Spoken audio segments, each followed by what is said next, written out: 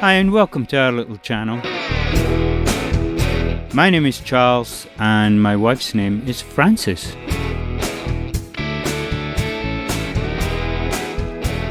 I was brought up in Scotland and my wife was brought up in Cornwall. However, until recently we both lived in Plymouth. We lived in a small 2-bedroom coach house. We decided to move to Scotland to be closer to some of our friends and family. My background's in music, mostly recording, building and timber frame house design.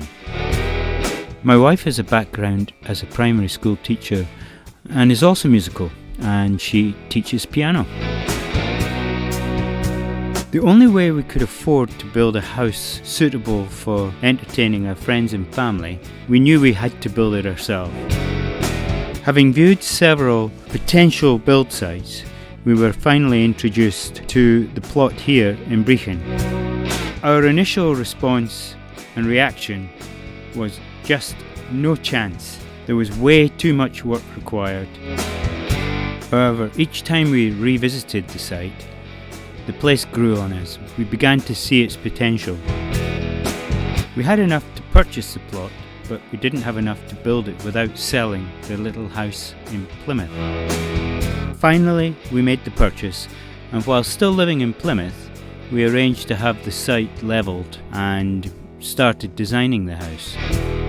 We managed to get our planning drawings approved, but whilst we still had the house in Plymouth, we couldn't both move to Scotland. So, as a result, only I could move to Scotland. I record my own music, and some covers, in my little home studio, playing all the instruments myself and trying very poorly to sing. You're being subjected to some of this music on this video. Frances would go to Scotland with me just to help get set up and then return home. To help build my house, the company I currently work for allowed me to go part-time. This meant I could work mornings, so now I work for them in the mornings, which allows me to get onto the build site in the afternoons. This is our last day in Plymouth, a little snapshot of where we were at. And if we come in here, there he is, working hard. Yes. Keeping Enjoys OFC. working from home. Very, very happy. You haven't got much light in here, have you? That's it. Oh, turn that up. There you go. There you go. There. Okay. This is a mess. But it's an organised mess. I know exactly what everything is. Well, Look, sleeping bag. Like that. See this string here? That's going to make my house. It's going to. That's going to make it. Yeah. It's going to be made with spring. And we'll see that laid out. Disappear. Got a generator down there. A wheelbarrow in a box. Oh, a wheelbarrow in a box. Look, There's a wheelbarrow box. welding kit around the other side. A whole load of stuff in there that's going to go. Yeah. All of the spades, pickaxes and everything are over there. Yeah. Levels. Right, I'll let you get back to work. Bye, Dad. Bye. There we go. Love you. And you. And that's the one tool that I've bought, a spade for digging lots of holes for trees. And finally we're off to Scotland. We arrive on a very cold morning. First job we had to do was prepare the ground for a container which was arriving shortly after.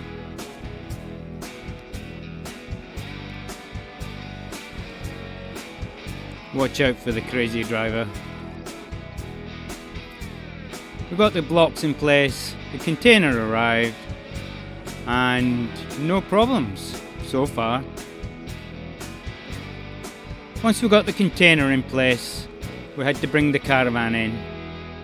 The next job I needed to do was add some fencing to the perimeter while Frances was putting in beech trees. This is Frances. This is her job today. We have a line of beech trees. She's extending them. Then shortly we would get a visit from one of my older brothers who I don't get to see very often. There we go. All these little See, someone's trees. working on you. I know. Hey! Hi! Visit from my brother Philip. doorbell and jacks. And jacks. And jacks. Don't forget jacks. Philip, please don't pull up the plants. No, no, no. Yep. Hey, eating the snowdrop. And to get some power on site, I managed to install 2 or 3 little solar panels on top of the container. By now, Francis had left for Plymouth to take care of things there, and mostly we wouldn't be together for the next 18 months. In the meantime, I needed to prepare the entrance to the site. Soon I won't be able to find my tools. As part of the purchase agreement, we were allowed to increase the width of the opening. That way, the farmer could get his tractors in without driving over our land. The site is all mud and it's just horrible to walk on. You've got to take your shoes off when you go into the caravan, and the way to avoid that is to import lots of hardcore gravel. So the gravel arrived, but instead of the driver being careful and driving right down the middle of the drive, unfortunately he went to one side and got stuck. He couldn't get out, so another lorry came to pull him out, but he couldn't pull him out. So they had to bring what's called a duck, basically a JCB on wheels, and finally he managed to get him pulled free.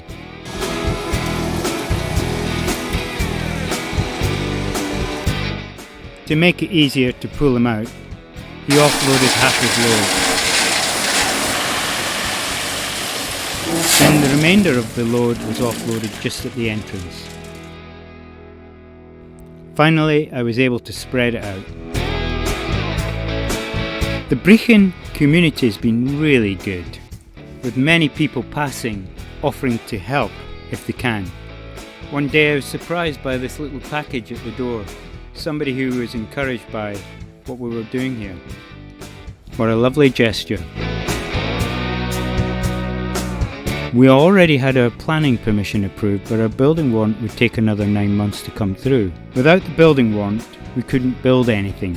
However, this didn't stop us from digging, so we chose to dig the foundations. If we'd hired a digger at this point, the foundations would have been dug very quickly, which would have meant I would have been on site, unable to do much work.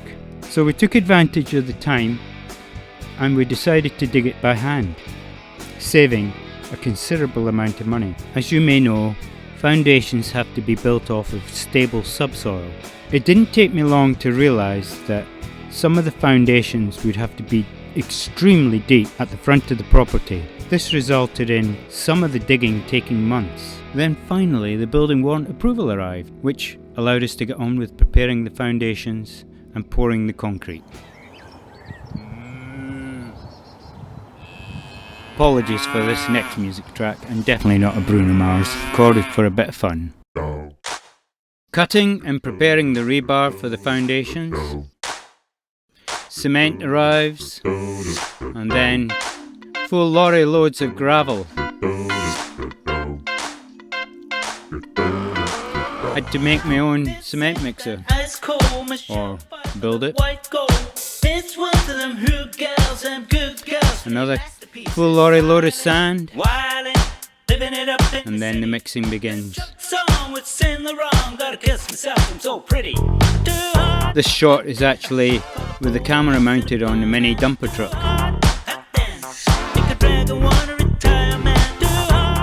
Let's go for a ride.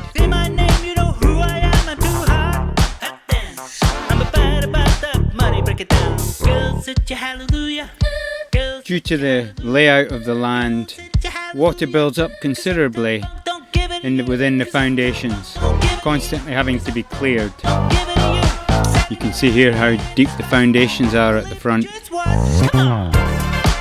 With the stripped concrete foundation complete, we can now begin with the foundation blockwork.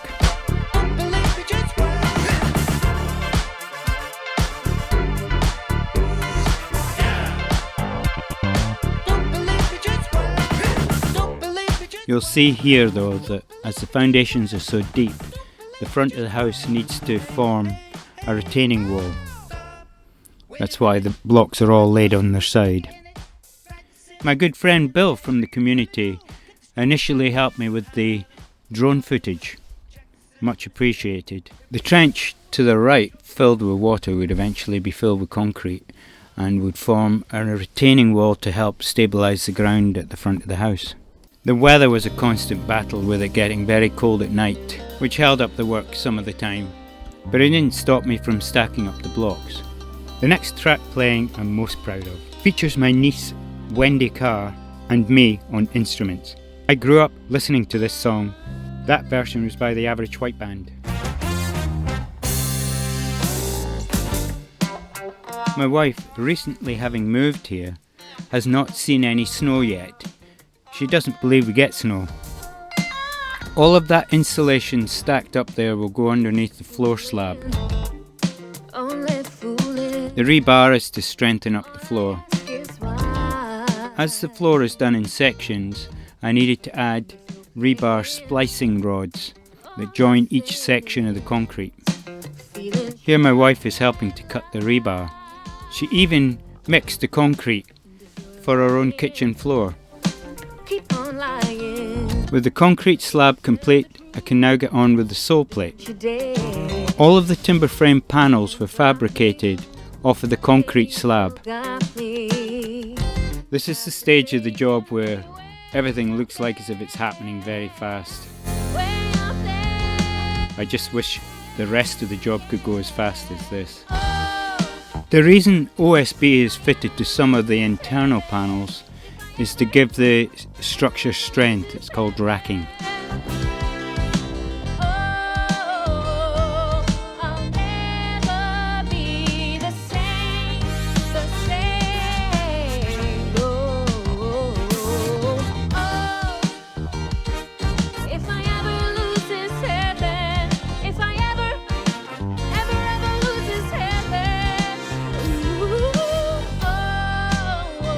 I had a 600 kg steel beam that needed to be lifted into place.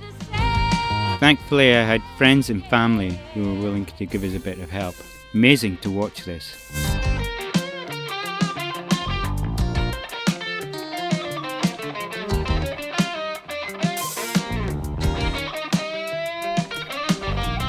With the ground floor panels in, the first floor joists can go in along with the flooring.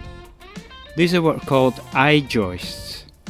When you're kind, ooh, extra kind, then suddenly, oh baby, get hot.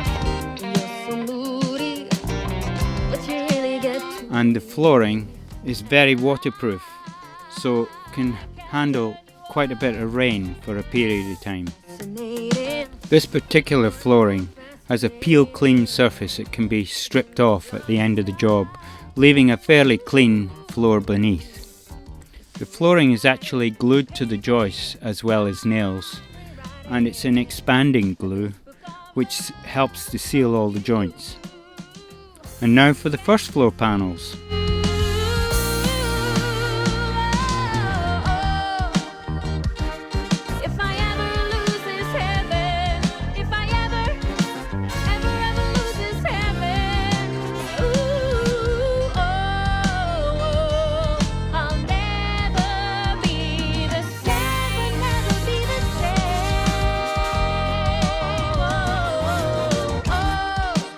There was one more steel beam that was required, which I managed to do myself.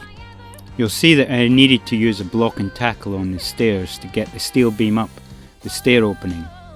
Then I had to set up scaffolding so that I can, bit by bit, get the steel up to the correct level.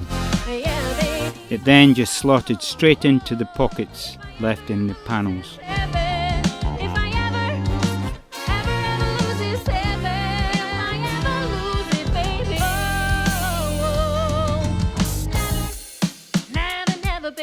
So after 18 months, our little house in Plymouth was finally sold, and Frances was able to join me here in Scotland.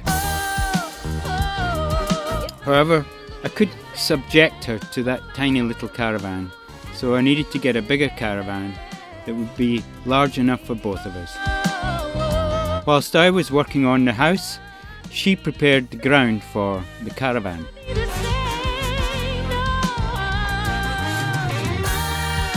Honest, I'm not hitting her on the head here with a sledgehammer.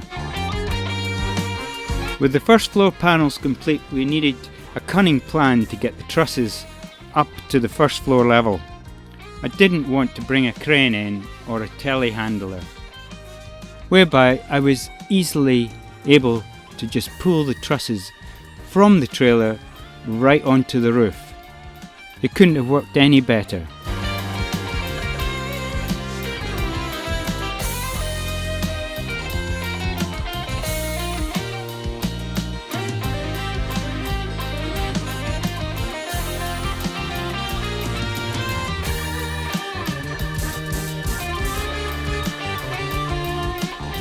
Francis was able to get right up into the trusses to nail all the truss clips and the gang nail plates for me, which was absolutely brilliant. Saved me thousands of nails. I didn't really get a chance to video the rest of the roof going on, but you get the idea.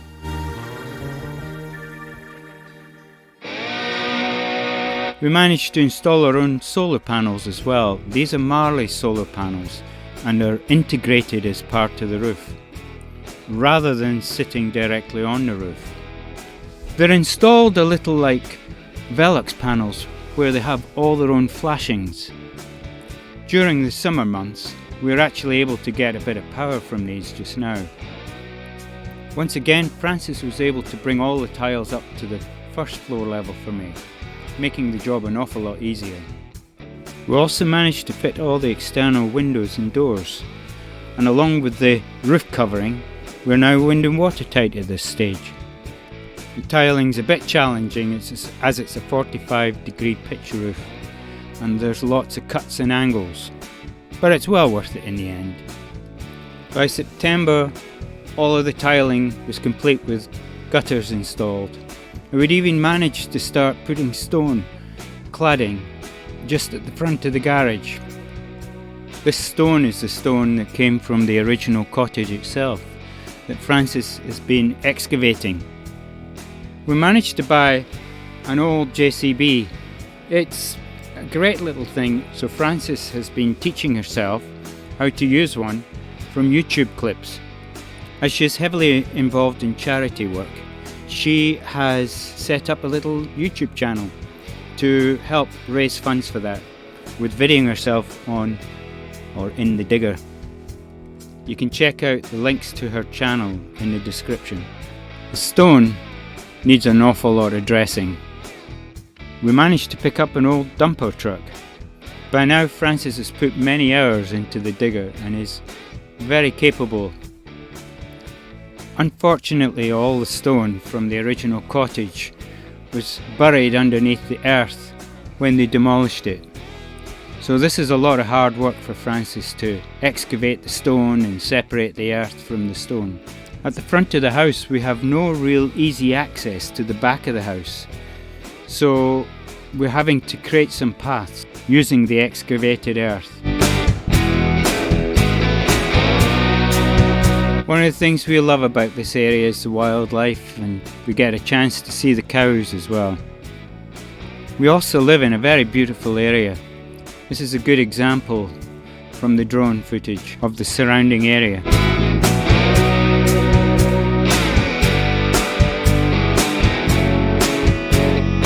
And finally, here's the latest drone footage of our house. We've even got some of the front sections rendered and harled. There's a lot of block work around the back still to complete though, and stonework at the front, along with some cladding above the balcony. But we do have our balcony balustrade in, which is great. If you do enjoy seeing these updates, please like the video and subscribe, and also spread the word and share the videos. That would be most appreciated. Thank you. We would also like to wish all our family, everybody we know, and all the people here in Brechin a fantastic Christmas and a wonderful New Year. Thank you.